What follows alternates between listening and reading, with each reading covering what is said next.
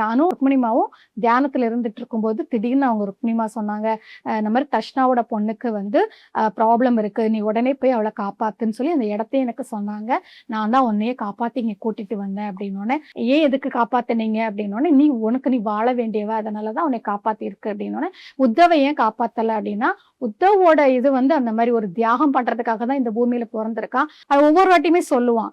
நான் வந்து உனக்காக உயிரை விட கூட நான் தயார். அந்த மாதிரி தான் ஒவ்வொரு வாட்டியும் அவன் சொல்லிட்டு இருப்பான்.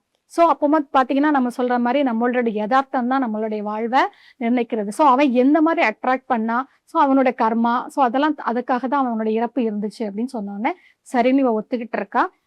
எனக்கு ரொம்ப கஷ்டமா இருக்கு இந்த லைஃபை எப்படி எடுத்துட்டு போறது அப்படின்னு சொன்னோடனே, நீ வந்து உன் அம்மா மேல ரொம்ப கவலையா இருக்கிற, ரொம்ப உன் அம்மா மேல கோவமா இருக்க, உங்க அம்மா மேல எதுவும் தப்பு இல்லை அப்படின்னு சொன்னோடனே, அப்படியா உங்களுக்கு தெரியுமா அப்படின்னு சொல்லி கேட்கறேன் இந்த பொண்ணு. ஆமா.